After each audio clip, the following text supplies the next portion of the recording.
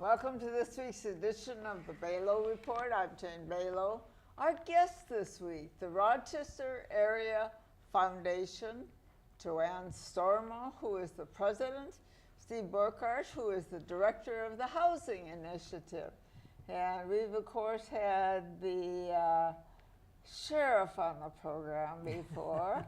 And we welcome you back after all these years. You're having a good time now, aren't you? I am indeed. It's a serious time, though. It is indeed a serious time, but before we get started, I would thank you for having us, but also thank you for all the years that you've done this fabulous community service. This is an outstanding show. You've had the most prestigious guests that many others can't get interviews with, and you always do a great in-depth interview. And it's always been an enjoyment to me. So thank you for the contribution you've made to our community. Well, thank you. Now we can wrap up then. Great thumbs up. Yeah, I know it. In fact, JoAnn, you've got so much to celebrate. A new building, new initiatives, a really invigorated staff. Very much. Tell us a little bit about the history of the Rochester Area Foundation. How old is it? It is 71 years old. We started in 1944 with Harry Harwick, who had an interest in starting a community foundation. And, you know, quite often before then, most of the community foundations were actually foundations that were in very large cities. So it was kind of amazing that Harry had the thought about starting that here. And we started in 1944 with a $3,500. The first 40 years we had given out $1.3 million and had $1 million left. And over the last 30 years, we are now up around 40 million, just a little bit over 40 million, and have given out into the community in the last 16 years well over 17 million throughout the community. And we serve not just Rochester, but we serve the outside of 30 miles outside of Rochester. So we're doing some very good work and have been doing some initiative work. We actually work with philanthropy. We do good things with grant making, and we do good things with community leadership. And so, you know, those three things are really important to most community foundations. We are encouraging people to give through us, not to us, but through us out into the community. The second thing, that grant making, where donors want to give out into the community, but we also do work with nonprofits. We help them build their capacity. We give grants to them. We do our nonprofit academy workshops. We do other kinds of workshops. And now with our new building, a building that we've never owned. We've been moving for years and years and years to lots of different places, and people didn't always know about us. So having a building that also serves the community. We have a space upstairs that has incubator space for small nonprofits. We have space upstairs that will seat up to about 100 people, and many community groups do use the space. And downstairs we have another boardroom that we use that community groups can use, and we have a small conference room as well. And it gets used quite a bit, and we're very happy to be able to serve the community, and that's what we're about. And then that third thing about community leadership, we do many things in partnership with the community to talk about and actually to help lead some things. And right now we're once again leading some work around community housing, and the initiative that Steve is working on, we raised some money to actually be able to hire him to be able to build awareness about the need for affordable housing in the community, and also be able to actually raise money to help do that work. And I know we did that with First Homes in the past, but we're moving forward into a second phase.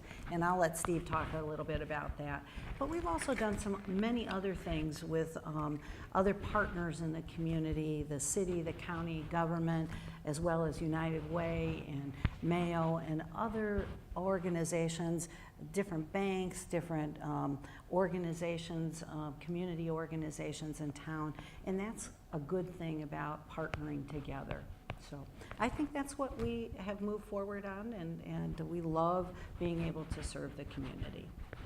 You know, you started out with a little board, small board, and it's grown by leaps and bounds, just like the foundation has. Yeah. And I'll bet you have no trouble getting members now. We don't. There are very community folks who are interested in being a part and connecting with the foundation.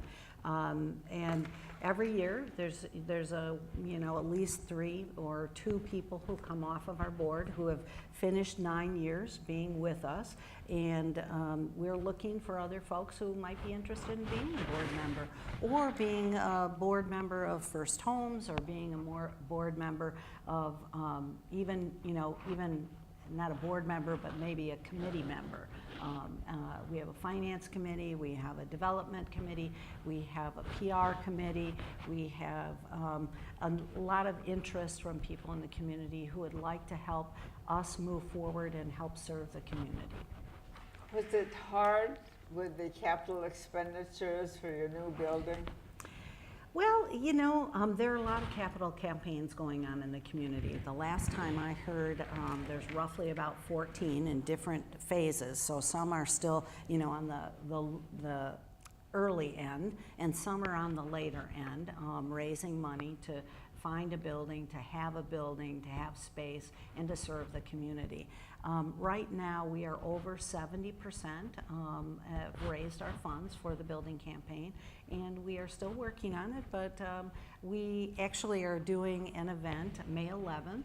We did actually purchase the building, and we are excited to have a ribbon cutting event with the Chamber of Commerce, and the mayor's going to be there as well. And so we're inviting the community to come and be with us and tour the building and hear some stories about what we do. And technically, this is going to be an interesting event for us. And this will be when? May 11th, Thursday. I think it's a Thursday, isn't it? I have to look at the calendar, but it is May 11th for sure, and 4 p.m. The month of May just goes so fast. It does. It's tucked right in there between June and March. Exactly. And April. Yep. All right. The housing initiative, how did you become so involved in that? Well, that's a good question. I came to the foundation in a half-time position doing just general development work in 2013. After leaving the Office of Sheriff in 2008, I had been doing consulting work on public safety communications for about 5 years at that point. And actually, John Benecke, who was the chair of the board at Rochester Area Foundation, found me and suggested I look into this position that they were looking to fill at Rochester Area Foundation. They had just hired half-time a person retired from Mayo Development, Paul Harkis, who is a real expert in the various technical aspects of development. And they were looking for somebody who maybe knew some folks in the community. And owing to my career in public safety and as sheriff, I filled that bill. So I sat for an interview, visited with JoAnn.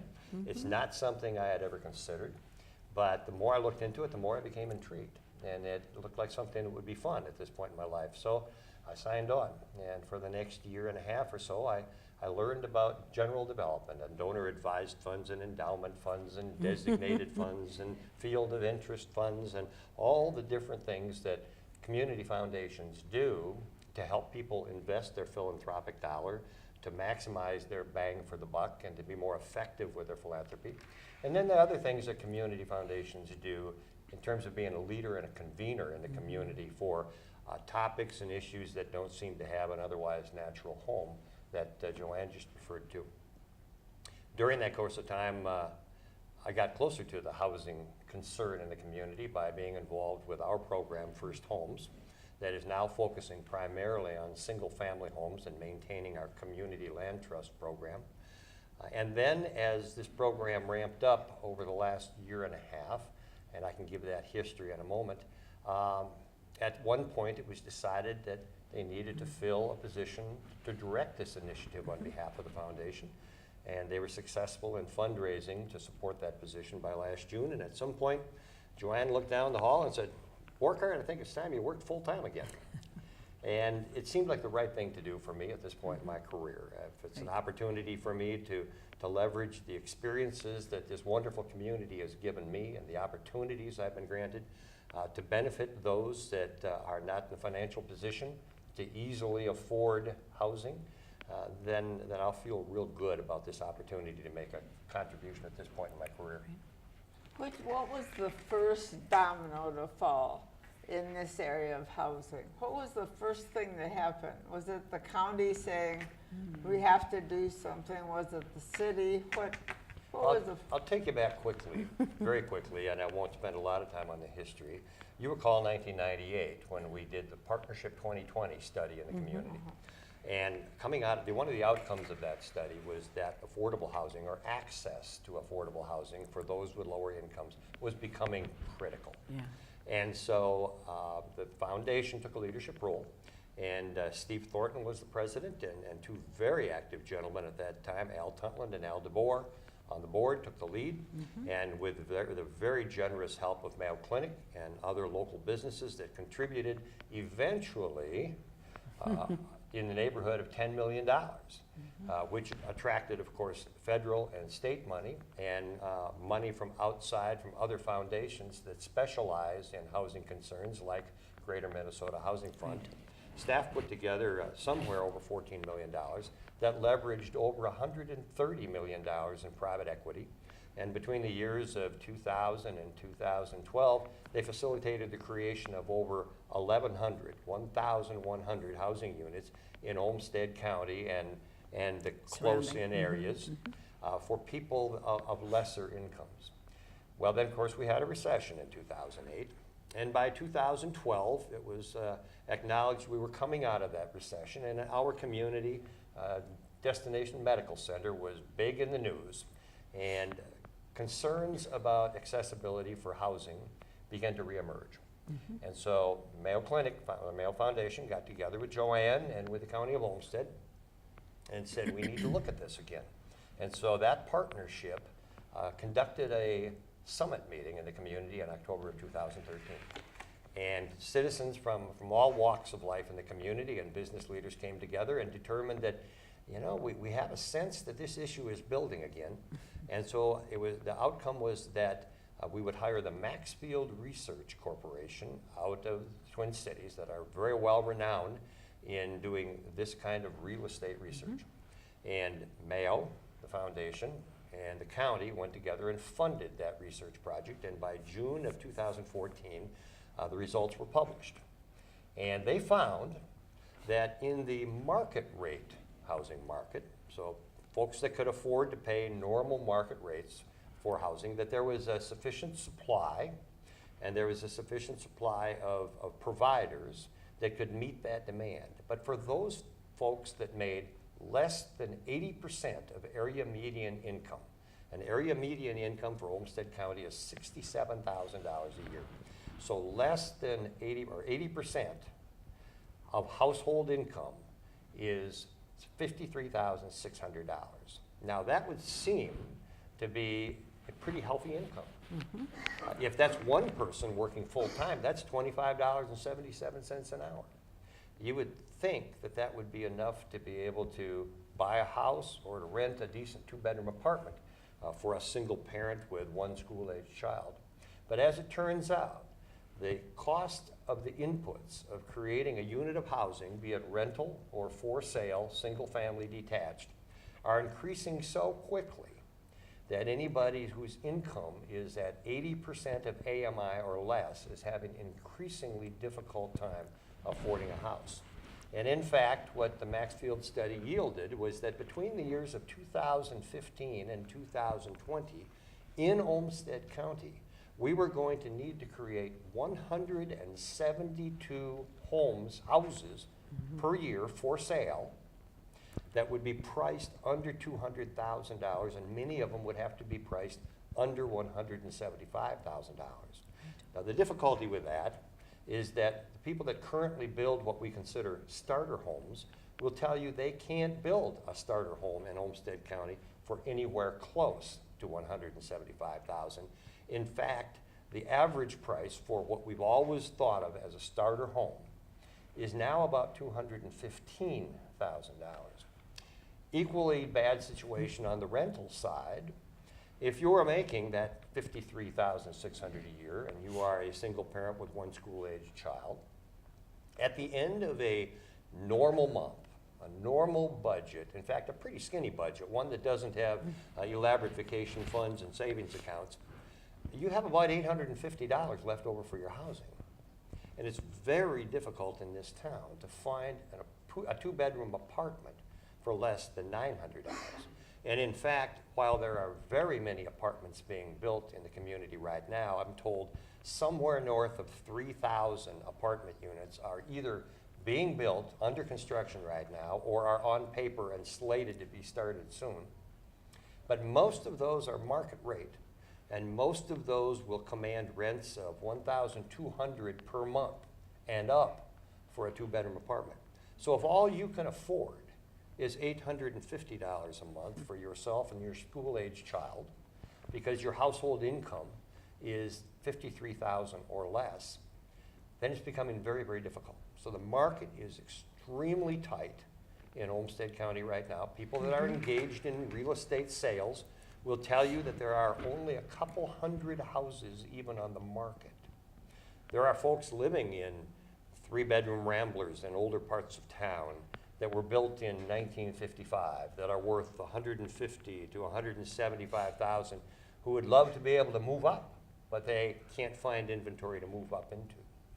My conversations with the firms that have been known to build starter homes by great number over the last decades in our community, they have informed me that next year, that starter home that is currently in the neighborhood of $215,000, because of a number of input increases, we can expect that home to be in the neighborhood of $250,000 next year. So what does that mean? It means quite simply that the affordability gap is moving higher and higher into the middle class. Right. 15 years ago, we used to think of affordable housing as being a concern for low-income people. Now, because of the increases in the prices of producing the housing, Joan, it has crept well up into the middle class. Yeah. JoAnn, you have something to add there. I could see that on your face. The couple of things I would say is we have to build awareness. Clearly, Steve's message is very important, but we need to share that message to the communities. And he's not just talking about Rochester. He's also talking with many of the surrounding communities who are facing the same issue about affordability. It's not a unique problem. It is not a unique problem. Actually, it's nationwide. We tend to think that it's Rochester and Olmsted County because of our Destination Medical Center news. And certainly, the growth that's predicted for our community is considerable compared to lots of other places. Right. But this is a common issue throughout the nation because the costs of creating housing are increasing more rapidly than compensation rates. Is there any particularly unique structure that's required, like families with school children or senior citizens, or is it cut across all the economic groups? It cuts across all economic groups to an extent, but those folks that have sufficient income to participate in the normal housing market and pay those escalating prices, they're fine. They're fine. Availability is tight, but and they're having difficulty finding inventory, but they can compete in that market. For those that are under 80% of area median income, it's more of an issue, whether they're young, middle-aged, or about to become seniors. One of the trends that the Maxfield Research Study identified as an emerging trend that wasn't true in 1999 when we went through this the first time is seniors coming out of their three-bedroom ramblers or their long-term housing looking for congregate housing, whether it's congregate care or just congregate living. And the new units that are going up in the community are not affordable for folks that are at the lower income levels. And by lower, I mean 80% of area median income or less, which 53,000. A lot of people wouldn't think of that low. So we have some unique challenges in that regard of creating housing that's affordable for that group of seniors, because the predictions are that population is going to grow exponentially over the next decade. Right, yeah. Very much so, and even in the Maxfield study, the seniors were at 1% who didn't have affordable housing availability that was coming up. So as we have more and more seniors who may not be able to find an affordable place, that's a challenge. That is a big challenge for us right now. And as Steve was saying, you know, before that wasn't an issue, but it is now. And there is a larger population of seniors in this community. What is the immigration status doing to this problem? Exacerbating it by families coming here looking for family housing? And it's changing the nature Yeah, of it the is. demand for certain kinds of housing. First of all, what's attracting people to our area is job growth and opportunity to earn a living. There's no Right. question about that. Some of the immigrant groups that are coming, due to their family structure and their multi-generational family structure, are requiring or looking for apartments of 4 and 5 bedrooms. And of course, Which that isn't- doesn't exist. So they find themselves trying to rent 2 bedrooms or 2 apartments side by side in an apartment complex. And that's difficult to do. So there is a unique demand that's developing in the market for folks that require more bedrooms than your basic 2 or 3 bedroom traditional American family, because they tend to live more multi-generationally than we Together. have traditionally. are you getting cooperation from the regulators, the inspectors who say it's okay to have 5 people in a bedroom, or or is this not something you've run into yet? I have not gotten involved in that degree Yeah. to any extent at this point. What we've been focusing on is how we can create the resources necessary to help buy down the production costs so you can afford to build the facilities you need to meet the demand as rapidly as it's growing. And that's going to require a fund at the local level. Right. Why a fund, you Right. ask? Well, quite simply, there are funds available from the state and federal government, but they're competitive in nature, and we Right. can't attract enough of those funds to our community quickly enough and in sufficient quantity to build the number of apartments and single-family residences that we need in the time frame that we need them in order to be able to meet the predicted demand. And so at some point, we are going to have to build a local fund to supplement that other money. That's what was done in 1999 when Mayo was so incredibly generous to the community, and the remainder of the business community stepped forward, as did the county, as did the city with their aggressive use of TIF financing and community development block grants. And the foundation. And the foundation stepped in with a grant of well over $2 million over the course of the next 15 years. It's going to take that kind of financial commitment by our community to meet these goals going forward. At the present time, we are writing a plan with the technical assistance of the Greater Minnesota Housing Fund staff that we'll set targets for the number of housing units we want to help create. And it will set targets for the amount of money that we need to raise locally that will supplement the county money that has been created by them levying a new levy for the HRA tax that happened this last year. The city money that will be in the form of more community development block grants and tax increment financing, and then the state and federal money. So we will kick off a fundraising campaign later this year. Right now, we're not in position to do that. As JoAnn has mentioned a couple of times, we need more community awareness before we are properly positioned for a fundraising activity.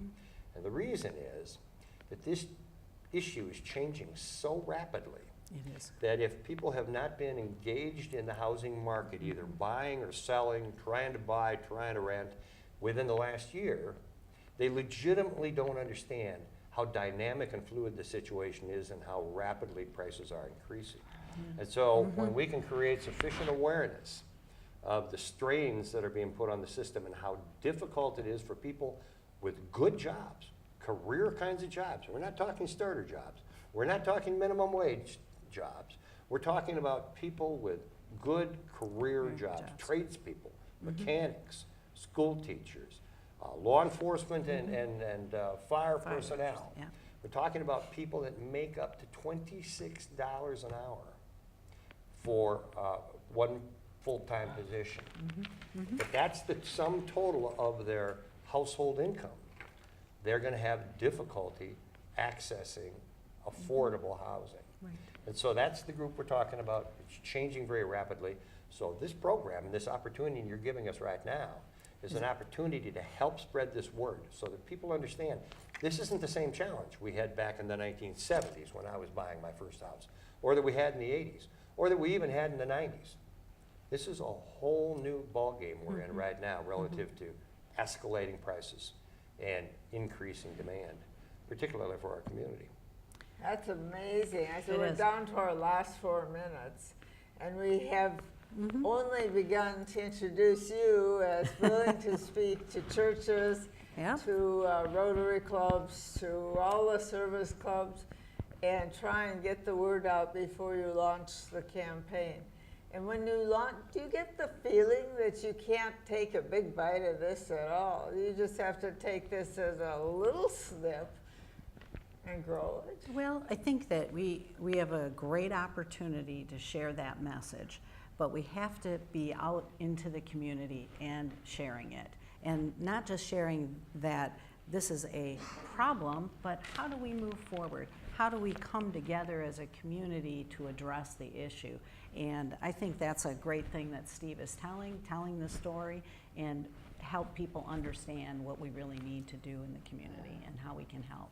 So this, yeah, It's important for people to Yeah. understand that your local community foundation does not have statutory or government authority to compel anybody to participate. Right.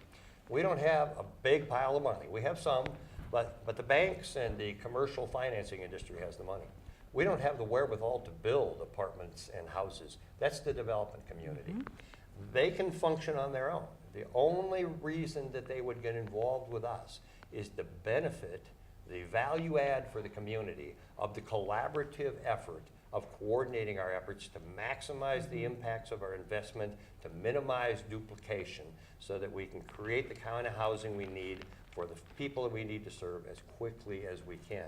We're hoping to stand up an organization right now that stands the test of time, because prices are continuing to increase more quickly than compensation rates, and there's nothing that suggests that those two lines on the graph are going to come together anytime soon.